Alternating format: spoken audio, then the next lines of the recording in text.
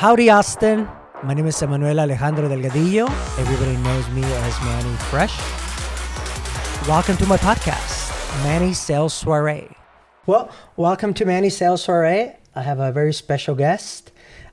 She comes from our BXN group, which is basically a business exchange network, local to Austin. So a very fun group, and we had a really good chat. So I invited her over. So if you want to introduce yourself, Michele? Hi.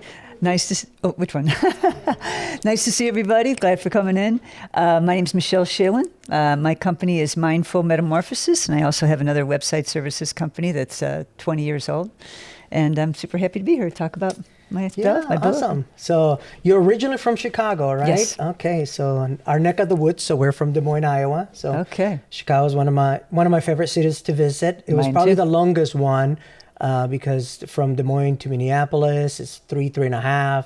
Kansas City, 3.5, and Chicago's like 4.5. But it was worth it. It was always worth it. Yeah, Yeah. we love that. So Yeah, only thing I left is because of the long winter. oh yes, same I just here. visited in August. Yeah, Oh, one of my okay. favorite things to do is to rent a bike and go down Lakeshore Drive. Oh, okay. Always, Awesome. because I spent many hours rollerblading and biking and spending time there. Yeah. So the last time I was in Chicago was for Taste of Chicago, which is the food festival. So that, Yeah. I missed Yeah. one day because it rained really bad, so it kind of got canceled. But then we made it up the next day, and Yeah. I'm a little fatty, so I love to eat a lot of food. Foodie. You say, I'm a foodie. Yeah. I think I'm a little fatty more than a foodie. So. But so born and raised in Chicago, and then what brought you to Austin? Well, I was actually in the fitness industry and the restaurant and hotel industry. I was I was waitressing at this place I'm getting called way ahead. So yeah. Backtrack. Okay. Shaw's Crab House. I worked there for 5.5 years. And it was right down the street from McCormick Place. So we used to get people all the time, different conventions, all over the world. And when I finally decided, my ex-husband and I finally decided we wanted to get away from the winter. We wanted to be in a warm climate. We started asking around, and we started looking at where we'd be. And we were kind of considering Texas. And all these people were coming in the restaurant. I would ask them, what city in Texas do you think? Austin. Yes.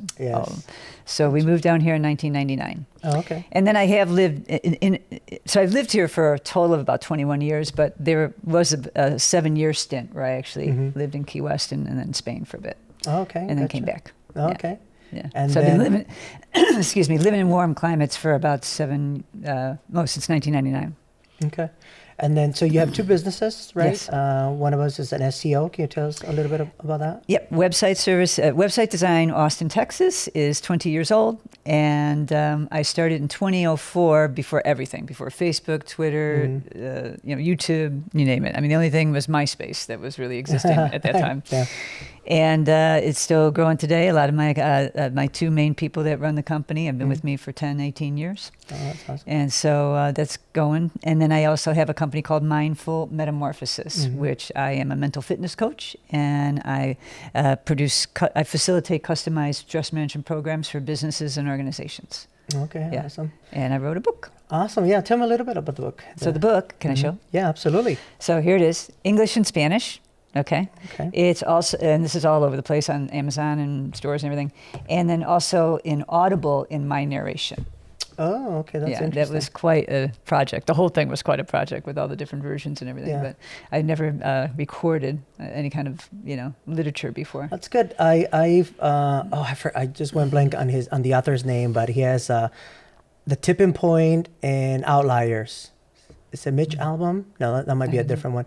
But I love his audiobooks because it's the same guy's voice, the author. So that's Excuse me. interesting. Everybody says, "Oh, I'm so glad that it was your voice. Oh, I'm so glad." Whenever they ask me, they're like, "Is it your narration?" Yes, thank you very much. Because people, even though you can get the AI robot kind of recording them, people don't like it. Yeah, and the other thing is, I mean, obviously you were passionate about it, so it's for somebody else to read it out.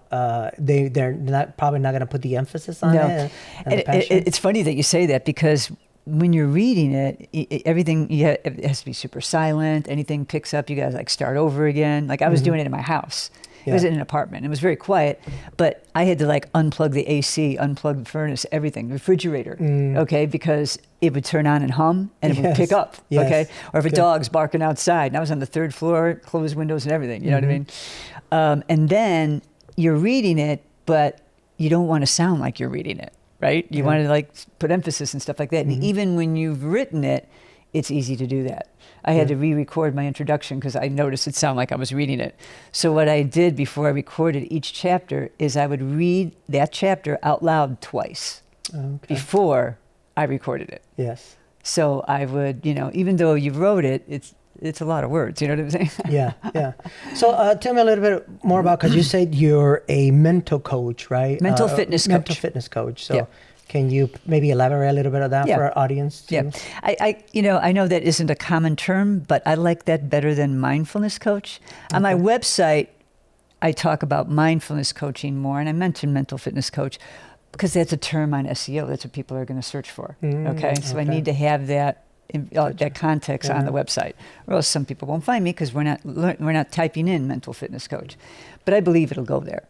I guess I leaned in that direction because I was a fitness instructor. I taught for 8 years. I was in the fitness industry in Chicago, and I understand that mental fitness is just like physical fitness. Training your brain is just like training your body. It's just different practices. Okay. Yes. And we have a physical fitness belief system, right? We understand we have to do certain things and not do certain things if we want certain results.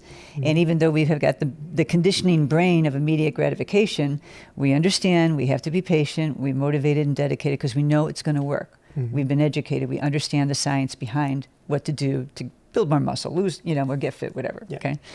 But the general public doesn't have that information around mental fitness. Okay.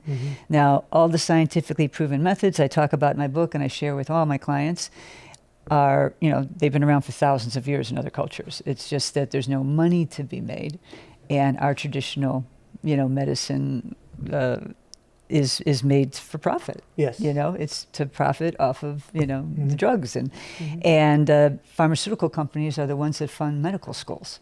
So even though all this research, proven data, and everything's been out for years, they don't teach it in the medical school still.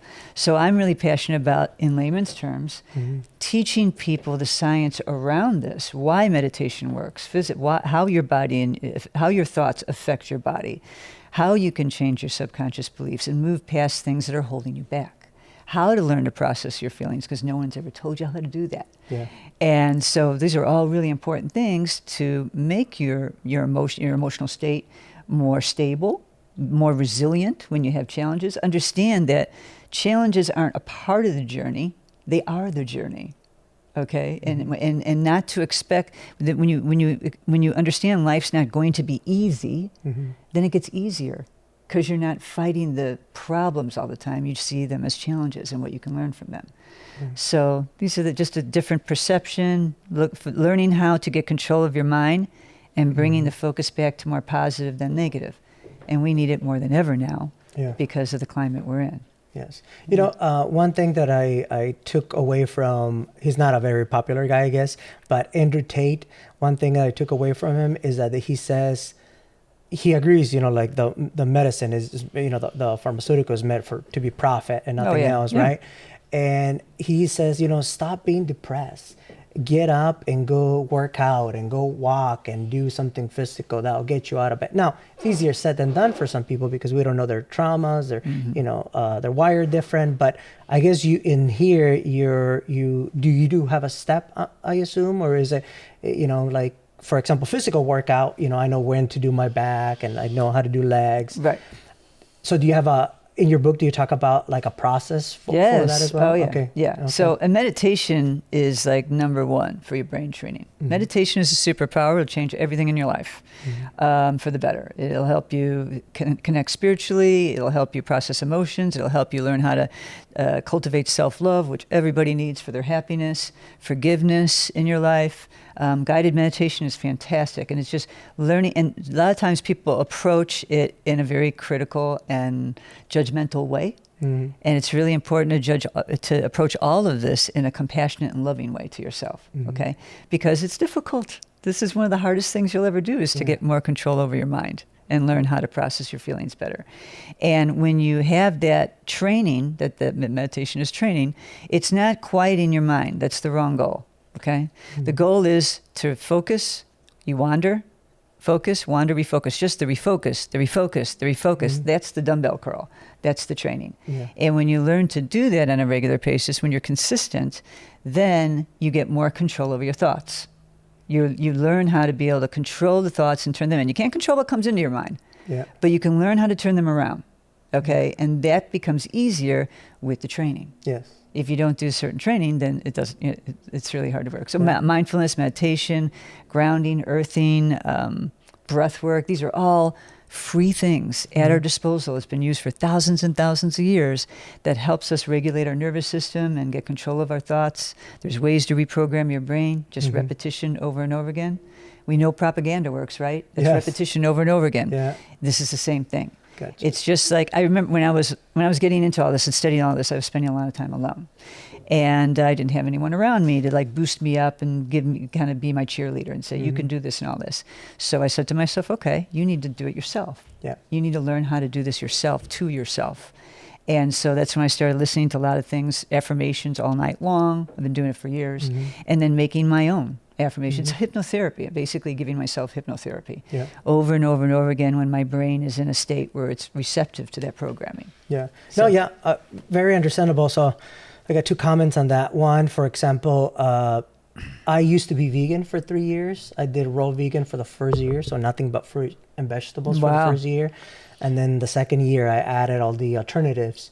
And, we can argue whether you're going to be 100% vegan or not, right? But I only did it because I wanted to have a better diet, or at least a better balanced diet. I wanted meat for breakfast, lunch, and dinner, and a snack. Well, that's a big difference. That much meat to vegan to vegan. I was a carnivore, and I went cold turkey. That's... I woke up, told my girl that time I'm going vegan, and she's like, "We'll support you for the next 3 days because that's all you're gonna last." I was vegetarian for 8 years, but I never went vegan. Yeah. So I ate the same salad every day for a full year. Oh my God. And I couldn't do that. That would be so boring. I could. Yes, I know it was. And then that opened up my appetites to other things. I didn't like green beans. I didn't like, cooked vegetables. I never liked that. But you acquired a taste for all But then I them. acquired a taste, and then I was able to discipline. I know it doesn't look right now, but I was able to discipline my belly a little bit better. So the repetition. Yeah, I did the same thing. I mean, I grew up in processed foods all the time, a lot of sugar, and I grew up in the 70s, and my mom worked a lot, so I didn't get healthy food. Yeah. And then I was in the worst shape of my life when I was 17, 18, because I was party girl and fast food all the time and sedentary and everything. And then I got into the fitness industry and lost weight. And I didn't eat any vegetables at all. So I had to acquire a taste for vegetables and make myself eat them, and then now I love them. I was vegetarian for 8 years, so awesome. I ate very healthy. Yeah. So part of Manny's sales soiree, and I guess the perfect goal of this podcast is to showcase your journey. So we'll come back to the book because it's very interesting stuff. But let's go back to what started you getting into the fitness industry and kind of outline me. What got me into the fitness industry, I was really out of shape. Okay. So, and then I met my boyfriend at the time was working at a health club. Okay. And then he got a job for my brother, who was a big bodybuilder. And then so I got into it like that. And during that time, I was 19, 20, 21. And that was all during the Jane Fonda, leg warmers, the whole thing. And I did that for about 8 years. And I've done a lot of different things. And when I moved down here, I was in 1999 from Chicago to here. I went from Chicago to Lockhart. It was quite a culture shock in 1999. And then I just got a job where I was introduced to, computers more and stuff like that. And then that led into my website services company. Okay. And then I did that for quite a few years. And then what happened to me in 2014 was I had to have back surgery.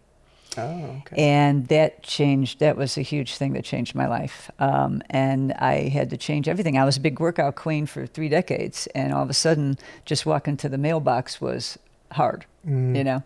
And so I'm like, okay, I have to learn how to stay fit, moving slow. Yeah. And then I also noticed that, you know how when you get a little stressed or something about something or conflict, you get kind of tight in your neck or your stomach and that? Well, for me, after the surgery, it was painful when that stress hormone, adrenaline and cortisol came into my body. That's what the tightness is that you feel. And so I thought, wow, that was my big motivating factor. I have to learn how to get control over this, over my thoughts, so this won't happen to me and I won't be in pain. And so both of those things led me to yoga and meditation for the first time. Yeah. Before that, I was like, that wasn't, I would like dismiss it like it wasn't a workout. Well, I found out later that's totally wrong, but just a different type of workout.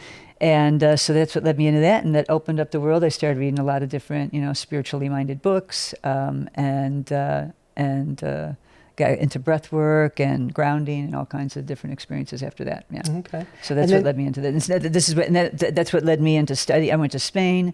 I ended up studying under Dr. Joe Dispenza, who's all about like getting control of your mind and healing your body and with meditation and that kind of thing. So okay. So. And then before that, was it just like, did you ever do personal training, or is it just? Oh, okay, gotcha. Yeah, I taught aerobics. Physical. I did personal training. Yeah. Gotcha. Did it all for 8 years. I had clients where I go to their houses. Yeah. Oh, okay, awesome. Yeah. And then what got you into your, website and SEO? Like what triggered that too? I'm not a technical person at all. And I got hired on for this project in Lockhart with the library to help people learn how to email and get on the internet. I mean, this is 1999. Hardly anybody's got computers, okay? Office just got invented. Yeah. And back then there was no YouTube, so to learn how to do the software, you'd buy CDs at Best Buy and then, learn how to do it and then practice it and then teach it. So that's how I did. And then I could basically do whatever I wanted. So I'm like, I'm going to start teaching Office. I'm going to do this. And then I said, I want to learn website design. And then Front Page and Dreamweaver were the softwares at that time. And this is before WordPress or, CMSs. And and then the job was getting politicized a lot, and it wasn't fun anymore. So I thought, I'm just going to start my own business. Okay, interesting. Do you have a specific niche for clientele? So, for example, we're, Infinite Resources, we're minority-owned, Latino-owned, so we automatically attract the Latino workforce. So light industrial, it's like our bread and butter. This is where we can recruit, interview, onboard, dispatch anywhere from like 60 to 100 people within a week. Because it's our niche, and it's easy for us to get that labor force.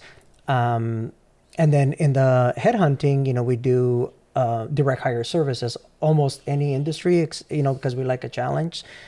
Just not the medical industry, nurses, doctors. That's a different breed. So that's kind of like our niche when it comes to recruiting. What about for your website? For the website? Yeah. I mean, we don't really, our small, medium-sized businesses is basically our niche. It can be any industry, but there's certain things we maybe did and don't do any longer. Gotcha. Like realtors, it's just too difficult. It's really hard to get realtors to rank well because of all the listings and the bigger realtors. I'm talking about small ones, you know what I mean? Yeah. The big guys already got their peeps, you know? And so, we don't ever promise anything we can't deliver, and so realtors, we don't work with much, banks for obvious reasons.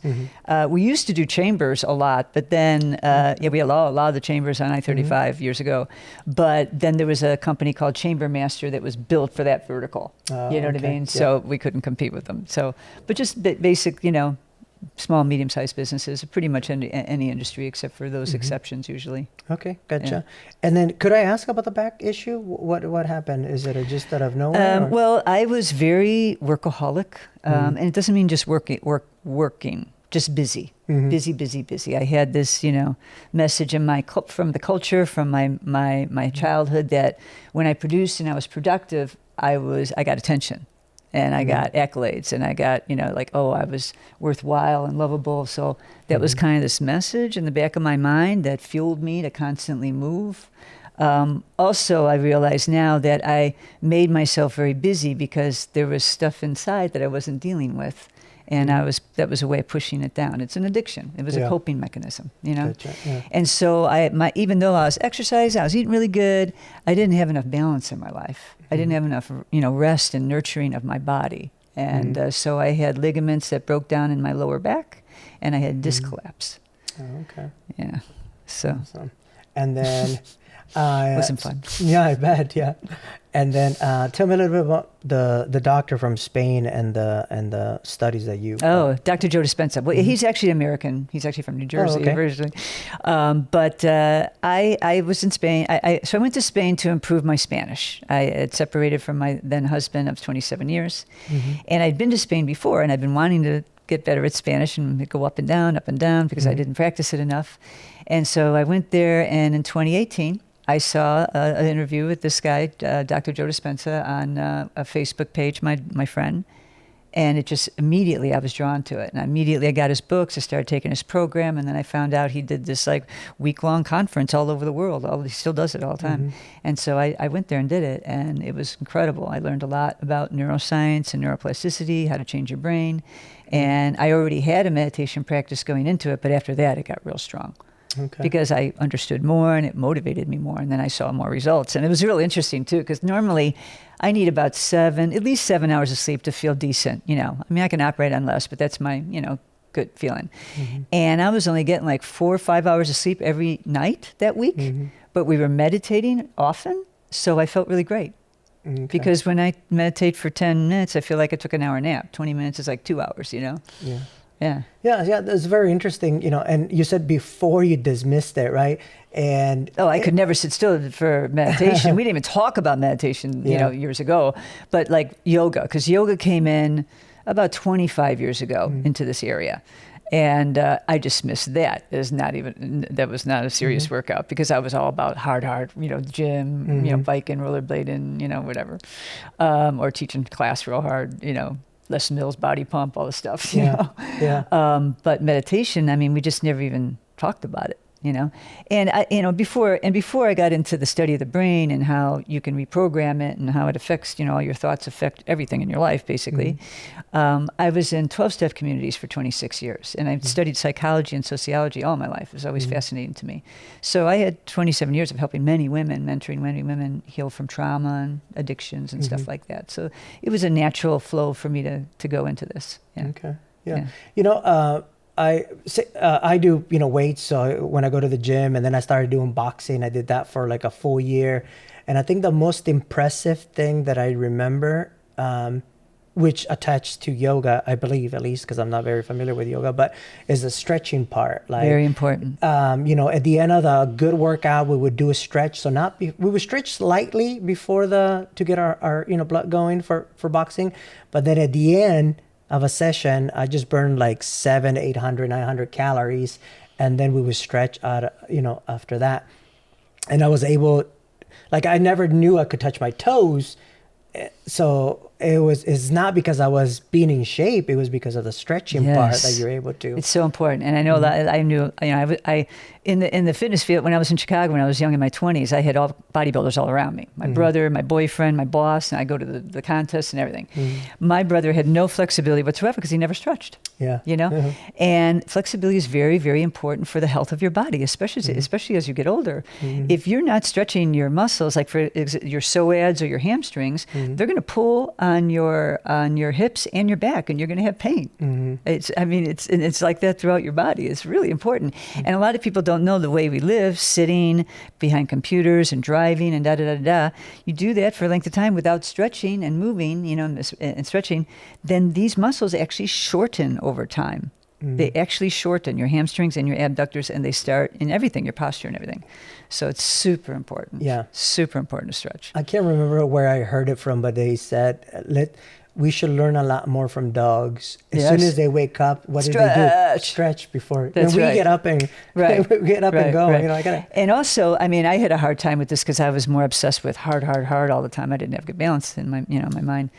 Now I'm much better at it, but anybody who trains hard right now, I always suggest from my fitness, instructor background is if you incorporate at least one yoga class a week and swimming, or maybe alternate that, that really helps you have a more balanced cross-training regimen because you develop different muscles, fast twitch and slow twitch muscles. And it's really important for just the balance. Everything's about balance. Yes. Your mind, your body, life. The more balance you have, the better you'll feel. The happier you'll be, the more peaceful, the more better you're energetic, everything. Gotcha. Yeah. So we like to be connectors. So I don't know, have I connected you with Austin Fitness Community? No.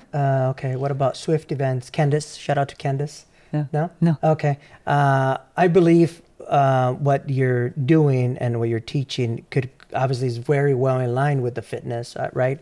But anyway, I'll have to connect you with them. So great. Thank you. Yeah, absolutely. Tell us a little bit about. So the other part of this podcast is we want to hear, you being in the trenches as far as an entrepreneur.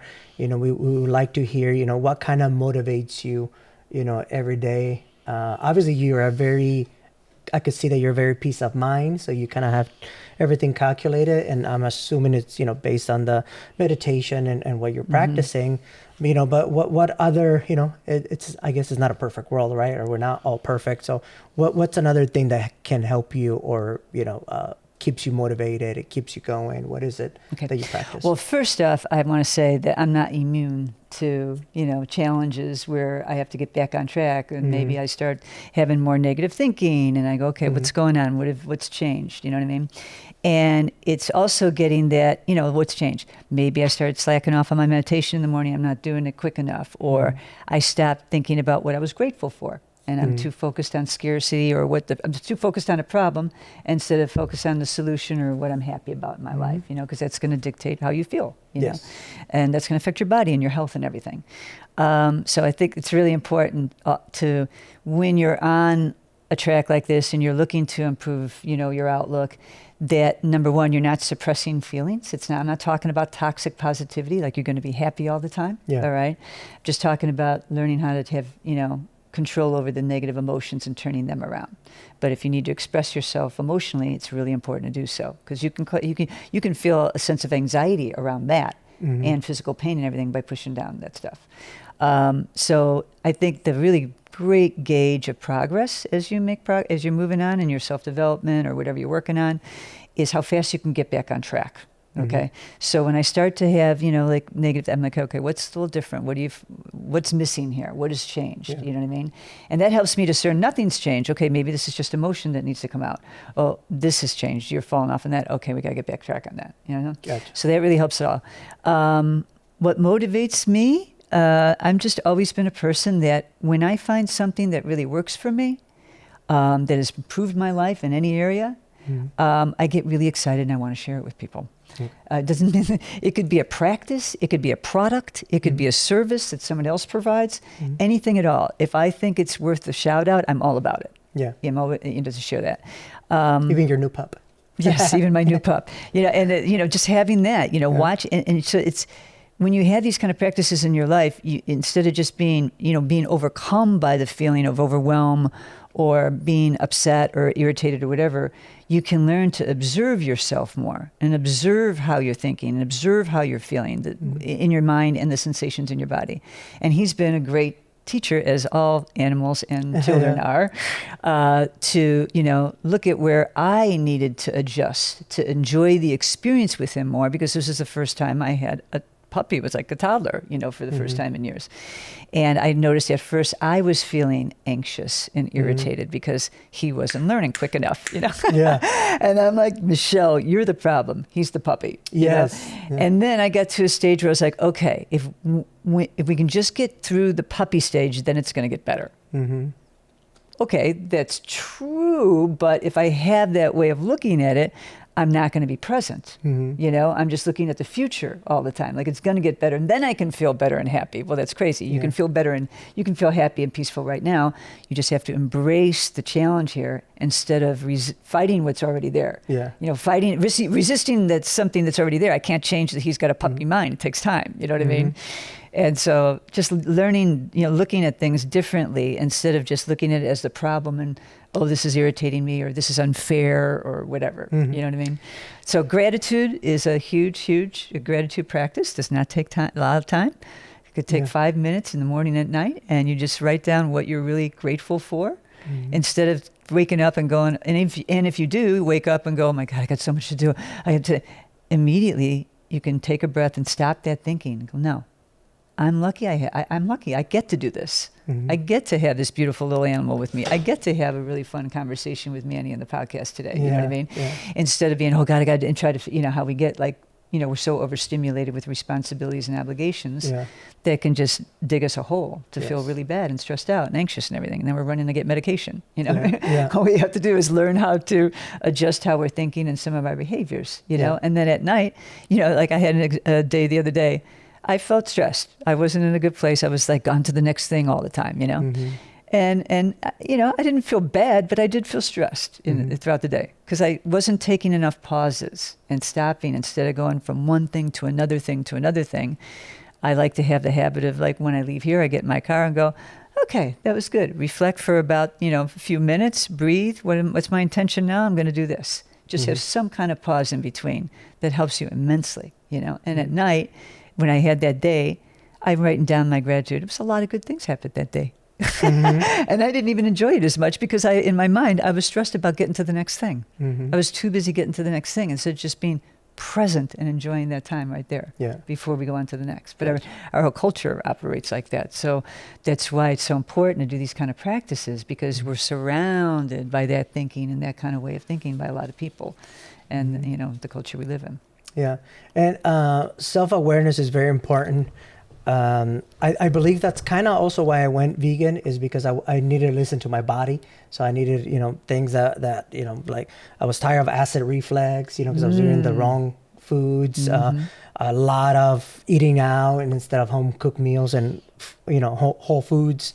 But we talked about the puppy that, I was taking this new pup out to go potty and she's running around and taking forever to go potty and I'm already frustrated, right? And I'm like, they just need to go potty so I can get back to the house, right?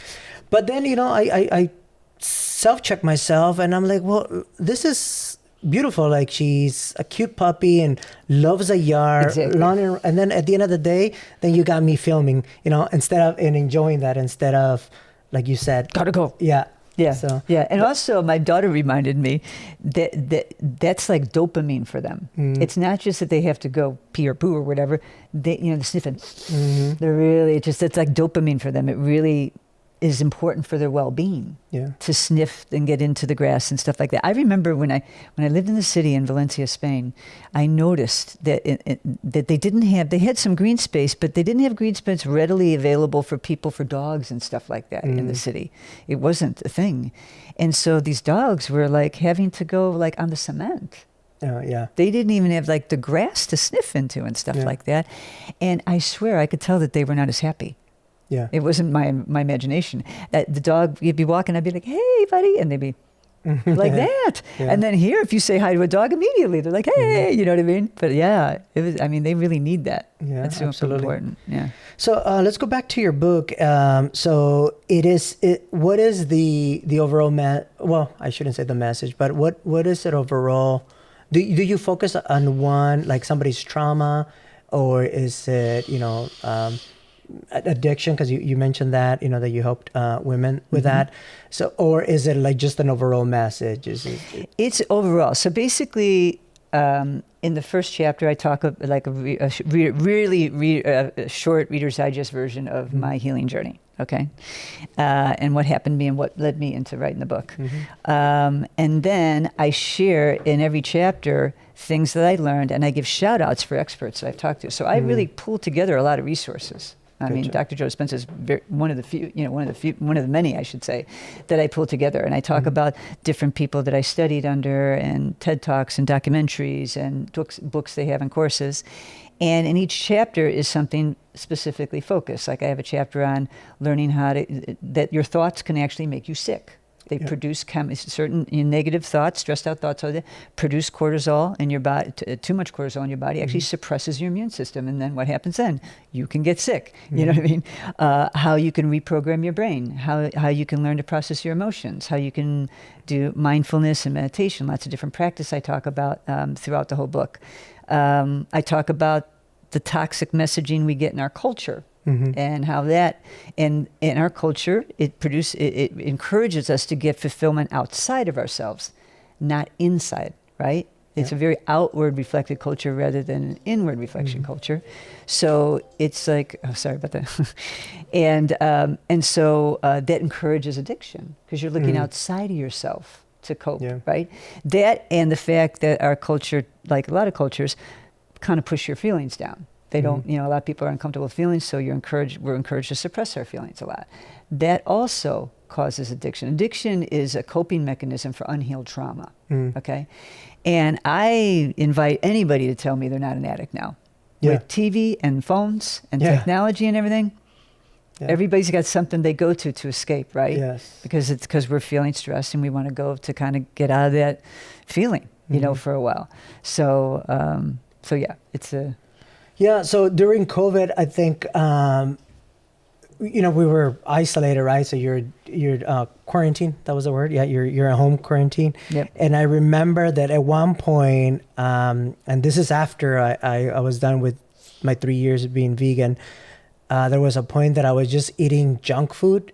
And at one point, I remember this, I said, who cares if you get fat, man? Who cares if you gain weight? And it was that, it was the cortisol, or it was the things the feelings that that we don't deal with, obviously that's why a lot of people eat in gluttony, I guess you could call it, or gluttony. Gluttony. That food is a way of people finding comfort. Yeah, absolutely. Yeah. That's why they call it comfort food. That's right. there was a meme in Spain that went out. It was like after you get out of the quarantine, you're either going to be a chunk, a hunk, or a drunk. Oh, okay. And I actually was the hunk because I just worked out. Yeah. Like I ate healthy. I mean, I've been eating healthy for all my life, all my adult life, so it was just natural for me. And I just worked out a lot and put myself in a bubble and listened to all kinds of positive stuff. Yeah.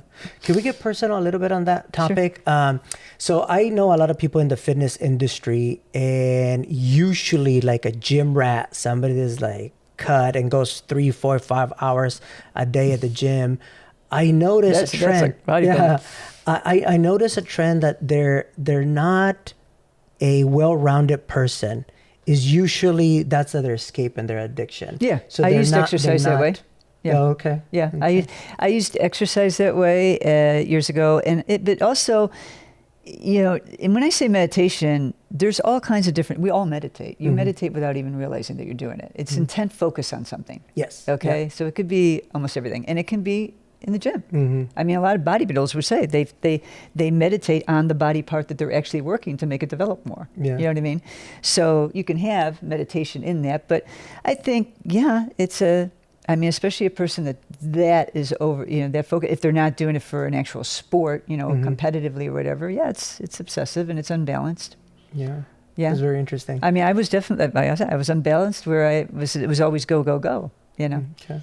Gotcha. So, do you, on your book, or do you have, do you provide like a session, or do you teach this? Yes. Okay. Yes, I offer private coaching, and I also do customized stress management programs for organizations and businesses. Oh, okay. So people can work one-on-one with me. It can be remote. It can be in person.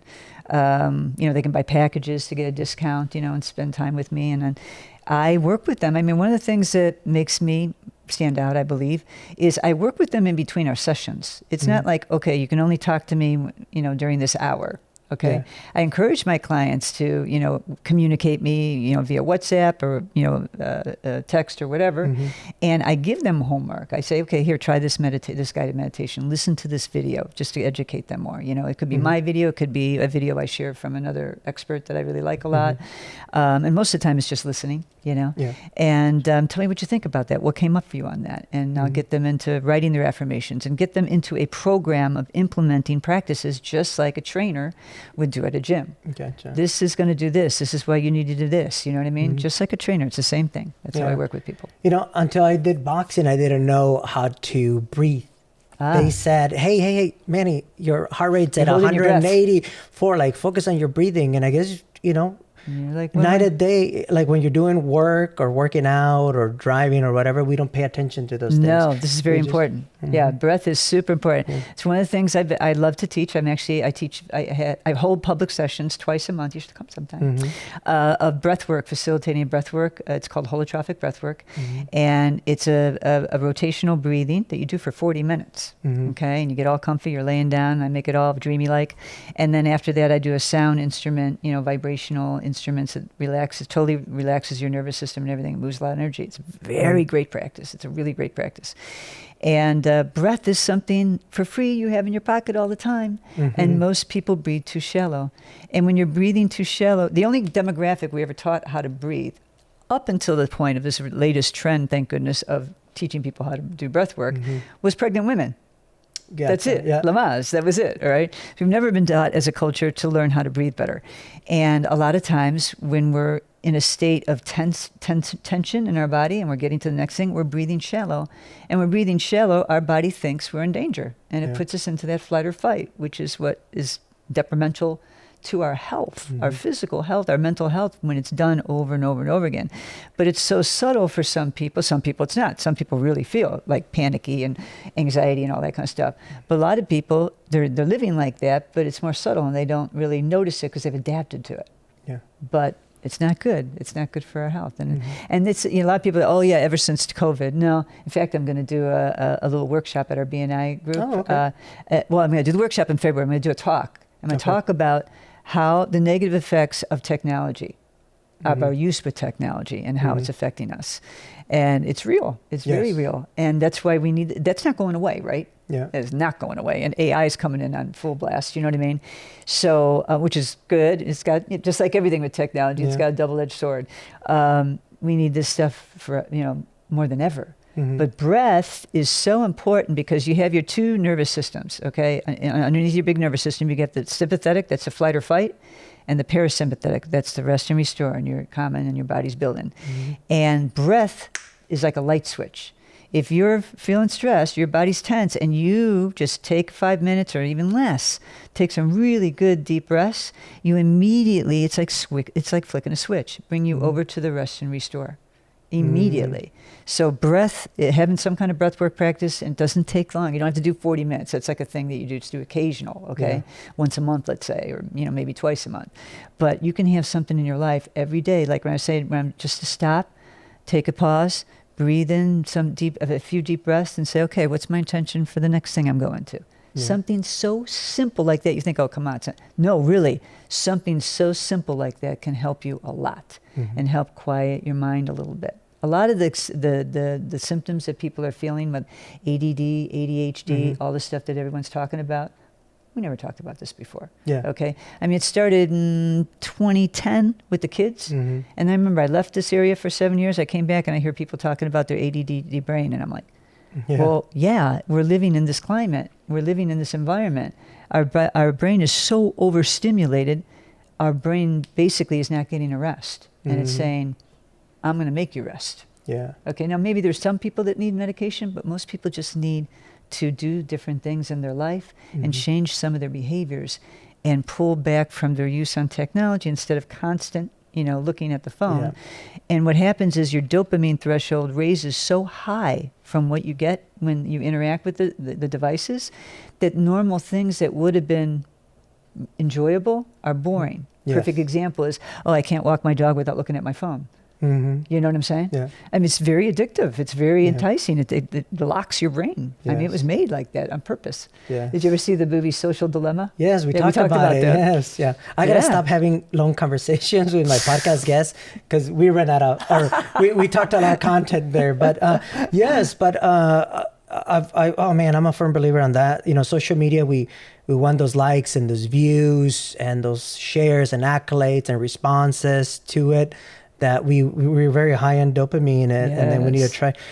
They said, I can't remember who said it or where I read it or heard it, but we take things like for granted. 100 years ago, not everybody had a hot shower. That's right. You know, and everybody struggle for that. And so things that I do, for example, is sometimes I do have a cold shower in the morning. It's invigorating and it wakes you up.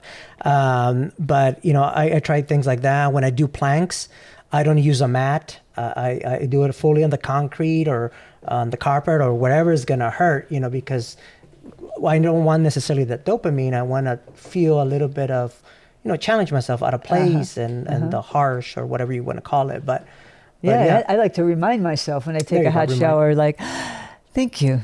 Thank you very much for this warm shower. There's a lot of people in the world don't have this. Yeah. You know what I mean? Yeah. It's really, and particularly cultures like America, we're very, very spoiled of what we have at our disposal. Yeah. I mean, just simple things when I lived in Spain, simple things like, because Spain is a poor country, okay? And the quality of their sheets and their towels and their napkins are less. Yes. You know, something so simple like that. Or a lot of people don't have dryers. They hang their clothes. So the towels aren't nice and fluffy and soft. You know what I mean? Like simple, real simple things like that. I'm like, oh, you know, I mean, there's more, but yeah. You know, my friend and CEO, he's from Guatemala. I'm from Mexico, so Guatemala's in a different level of poverty than Mexico, and he went to Guatemala after maybe 30 years or so, and he said it's shocking. He was shocked the difference where they're at.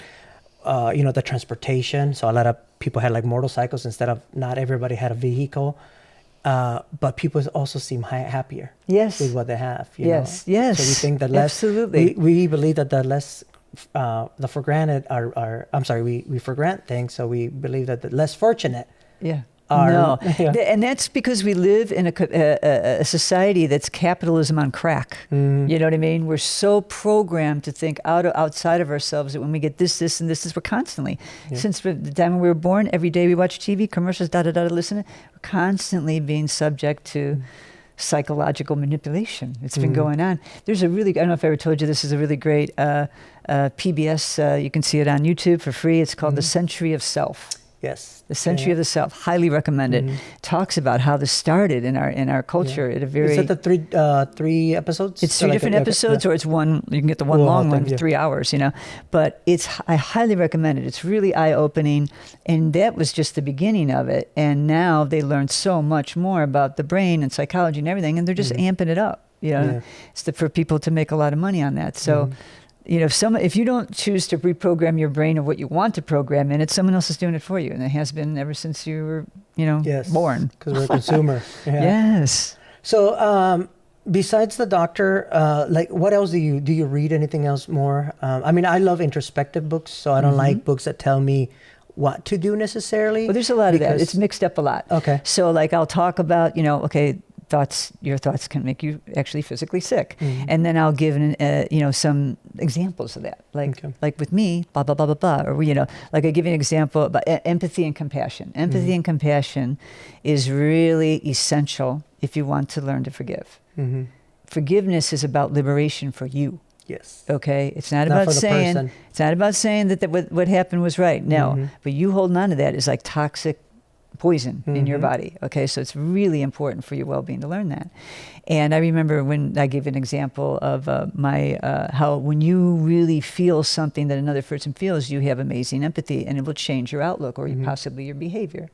So my son, when he got older, he left the house and he didn't talk to us that much. He was out doing his own thing. And my ex-husband had a really hard time with it. He was really sad about it. He'd tell you, I'm really sad about it and this and that. And I'm sad about it too, but I said, let me ask you a question. He said, what? I said, when's the last time you talked to your dad? And he did not. He did not call his dad or anything. And he just looked at me and he was like, ouch. And I was like, I'm just saying. Yeah. And at 54 years old, he changed his behavior with his father and reached out to his dad more, and their whole relationship changed. Yeah. Because he felt what his dad felt. Yeah. You know what I mean? From his own son. So us Latin men are taught, you know, to suppress our feelings and not talk about that. And women too, by the way. Women too. Yeah. But yeah, I had daddy issues. I had daddy issues until I was maybe in my mid-30s. And one of my brothers actually sat me down and we had a conversation, and he's like, well, my dad passed away when I was 10. Wow. Pancreatic cancer. So I didn't really have a dad, a role model, father figure, whatever you want to call it. So, and the memories I had of him were not necessarily the best, right? And I talked to my brother about it, or just a random conversation, and he gave me a different perspective. He's like, well, you didn't have I understand what you saw because I saw that too. He's like, but you also needed him because I can tell you personally, like, he taught me how to be a man. He taught me how to work. He taught me how to do this and that. Mm-hmm. So that's what you're missing, Manny. Like, you miss that part. And you're attaching yourself just with the bad parts that you remember. The negative part. And it made sense. Yeah. After that, I can't thank my brother enough for me to be able to reflect on that. And forgiveness is big. Because, so important. Like you said, it's more for you than that person. Yeah. And what I see what's happening in the generation, the 20s and between 20 and 40, the generation here, that's getting a lot of information that never was available before. Okay. Especially like the 20s and 30s, I think, because of the internet and everything. Information about trauma, unhealed trauma, and emotional triggers are basically mini PTSD. It's unhealed trauma. That's why you're reacting, because you're not healed from it, right? These in emotional neglect and how that traumatizes children. And most of us were emotionally neglected because our parents were so busy working constantly or stressed out about money or whatever. I know I had that. It's common in that generation, and so they have this information. And they understand what happened to them, and they're mad at their parents. Like, why didn't you do this right?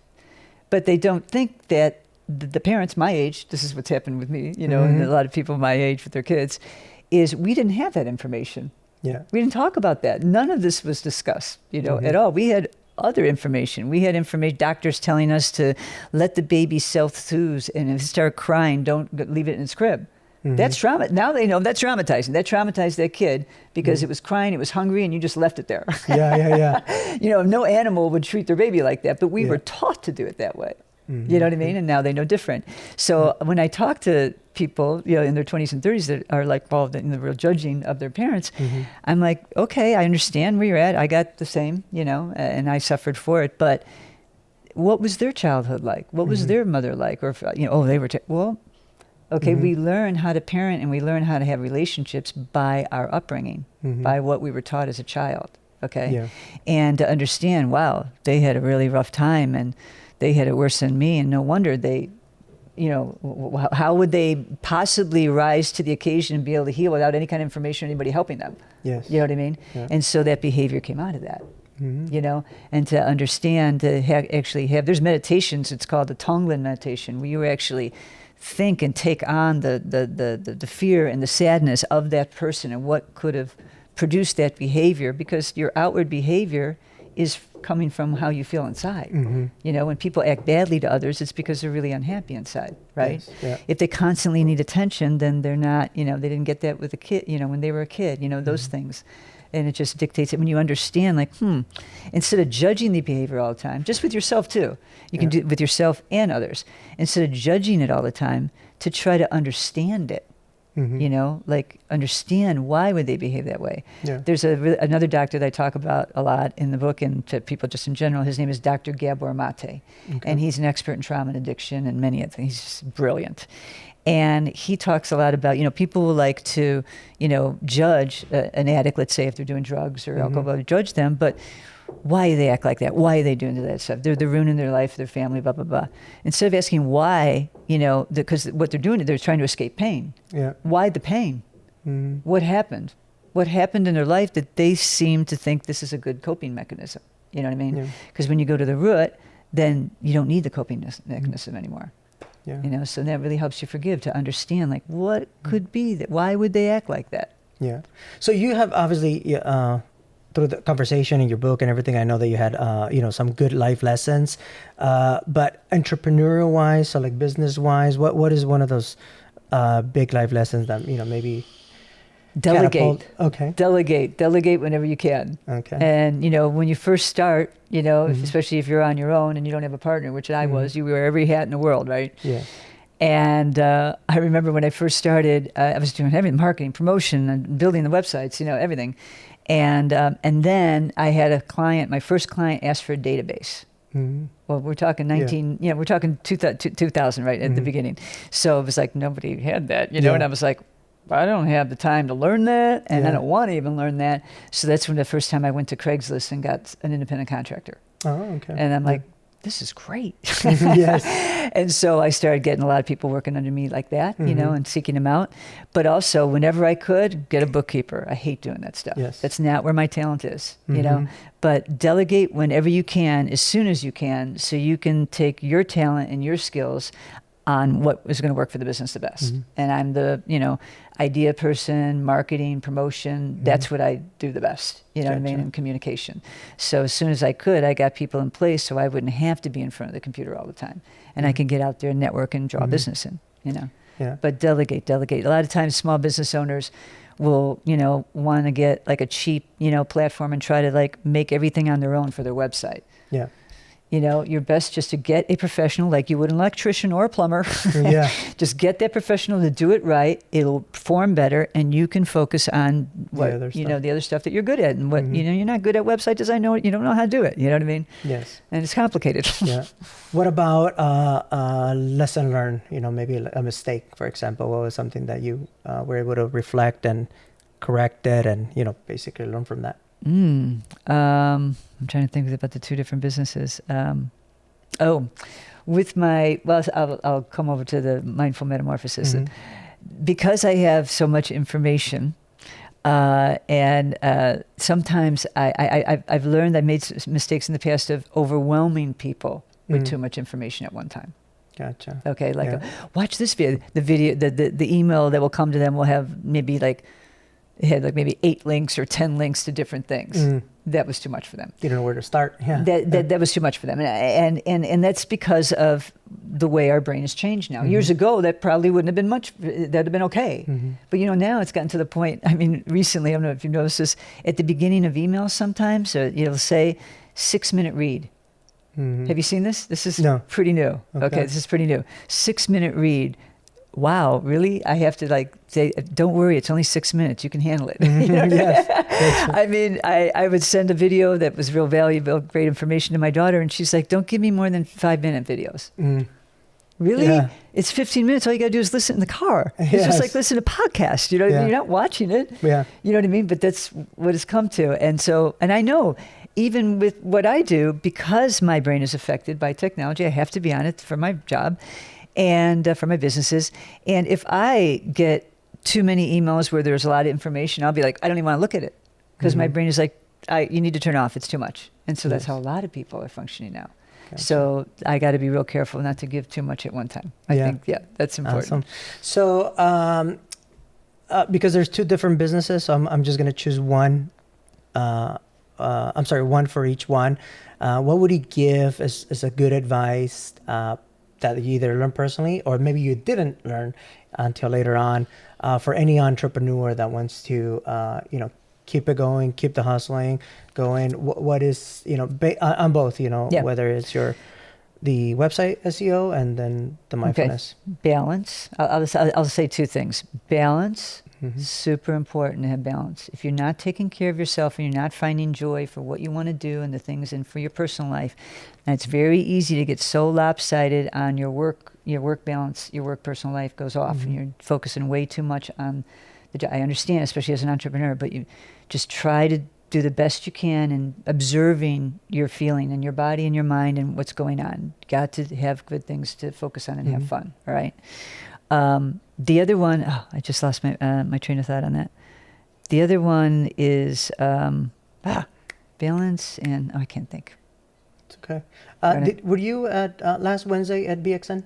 No, I missed it. Oh, okay. I was doing a webinar learning about online summits. Okay. Yeah. So that was a really good exercise that we did. And instead of just resolutions, and this is why I liked it, because for the beginning of the year? Yes. Instead of just doing resolutions for the beginning of the year, it was very introspective. That's what I liked. So it asked us, what is your goals?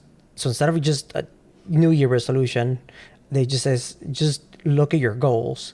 And then on the other side, put your habits, and then what are we doing what are we doing to get there, and then we went a little bit deeper. We flipped the side, and it says like what is it that what are the habits that you're actually doing, and what is the habits that you need to do to get to those That's so really good. yeah. Very good exercise. Oh, I'm sorry I missed it. yeah. But really anyway, so for anybody that wants to connect with you, what is your online presence? The most online presence I have is with Mindful Metamorphosis. Okay. You can type in Mindful Metamorphosis. You'll see right away my name, Michele Schalin, with one L on Michelle. But you'll find me. One of the things I've learned when you really want to get presence on the internet, to get on different other websites, whether they be podcasts or articles about your company or you, or interviews or whatever. So I'm easily found. On Instagram, it's just my initial M and then Schalin. But yeah, if you type in my name you'll see pages basically of a lot of information just because of the book and the companies and everything, both companies. Yeah. And then anybody that needs help with their website, how they can contact Website us? Design Austin, Texas. Okay. Yeah, we have website. If you just type in Website Design Austin, Texas, we'll come right up on the local ranking real fast. And would love to help you on that. Yeah. Yeah, awesome. Well, thank you, everyone. Thank you, Michelle. Thank I really you. enjoyed our conversation. So thank you for your Thank audience. you for having me. Thanks for being here. Bye-bye.